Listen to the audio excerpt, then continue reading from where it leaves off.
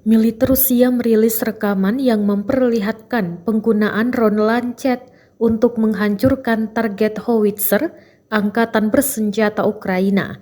Rekamannya ramai beredar di Telegram pada Kamis, 17 November 2022.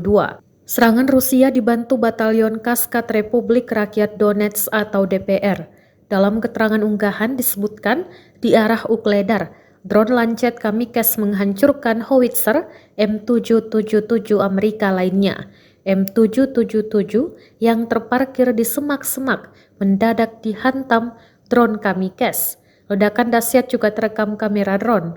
Diketahui sebelumnya prajurit Ukraina rutin menggunakan howitzer M777 buatan Amerika di medan perang di timur laut Ukraina. Sistem artileri itu adalah bagian dari paket bantuan militer Amerika Serikat untuk memerangi Rusia.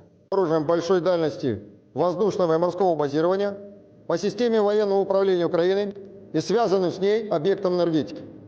Цель удара достигнута. Все выпущенные ракеты попали точно в назначенные цели.